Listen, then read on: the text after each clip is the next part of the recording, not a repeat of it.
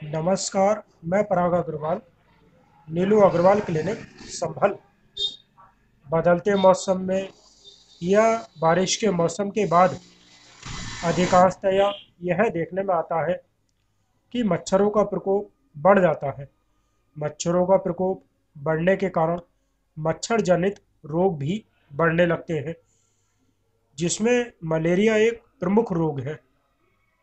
Malaria 4 प्रकार का होता है, पर हमारे देश भारत में 2 प्रकार का मलेरिया ही मुख्यतया पाया जाता है। प्लाज्मोडियम फॉल्सीपेरम व प्लाज्मोडियम बेबॉक्स। ये दोनों ही बेहद खतरनाक होते हैं। मलेरिया संक्रमित मच्छर में मौजूद एक परजीवी के कारण होता है। ये रोगाणु इतने सूक्ष्म होते हैं कि इन्हें देखा नहीं जा सकता।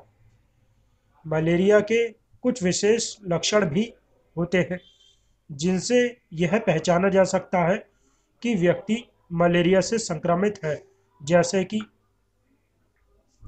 जाड़ा लगकर बुखार आना या रुक रुक कर ठंड लगना, एक एक दिन छोड़कर या दो दो दिन छोड़कर भी बुखार आता है। कभी कभी ऐसा भी महसूस होता है जैसे सुबह बुखार आया, शाम को नॉर्मल, या फिर रात में बुखार आया, दिन में नॉर्मल।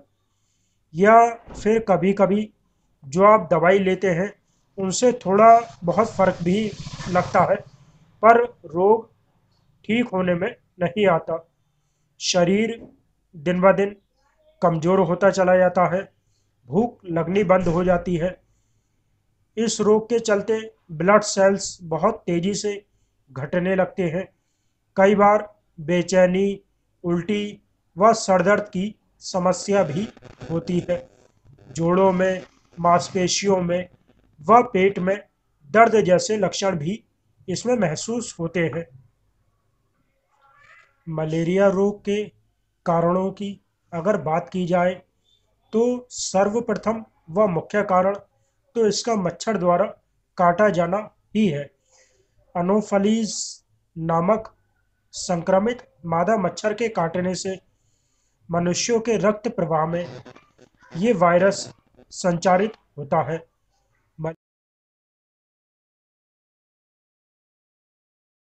मलेरिया का मच्छर मुख्यतया गंदे पानी से ही पनपता है। अतः जहां आप रहते हैं या जहां आप काम करते हैं, वहां यदि गंदगी का, गंदे पानी का जमाव है, तो ऐसे में वहां मलेरिया फैलने की संभावना बढ़ जाती है। इसके अलावा यदि एक सामान्य मच्छर मलेरिया संक्रमित रोगी को काटता है और वही मच्छर स्वस्थ व्यक्ति को काट लेता है, तो इस प्रकार भी मलेरिया फैल सकता है।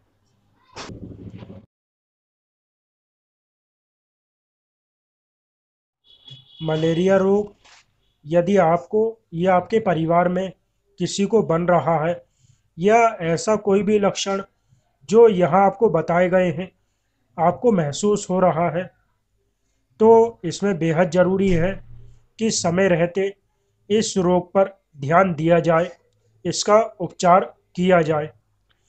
क्योंकि यदि समय रहते इसका उपचार ना किया जाए तो यह रोग जानलेवा भी हो सकता है। इसके निवारण के लिए आप कलौंजी चूर्ण आधा चम्मच की मात्रा में 1 चम्मच शहद में मिलाकर आप उसका सेवन कर सकते हैं। इससे आपको लाभ होगा। इसके अलावा 4 से 5 तुलसी के पत्तों को कूट पीस कर उसे शहद में मिलाकर आप उनका सेवन कर सकते हैं। इससे आपको निश्चय ही लाभ होगा। या फिर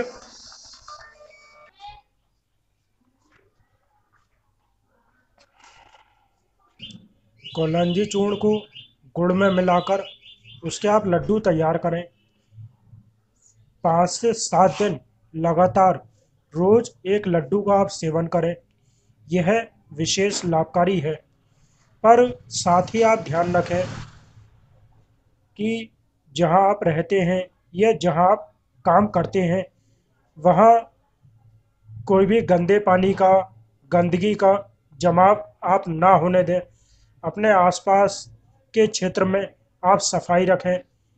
बाहर के दूषित जल का, दूषित भोजन का सेवन आप बिल्कुल ना करें।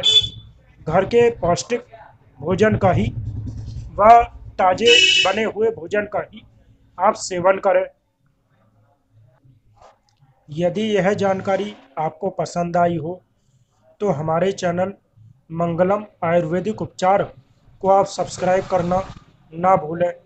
साथ ही हमसे जुड़े रहने के लिए बेल आइकन अवश्य प्रेस करें ताकि हमारी आने वाली नई वीडियोस के अपडेट्स आपको मिलते रहें।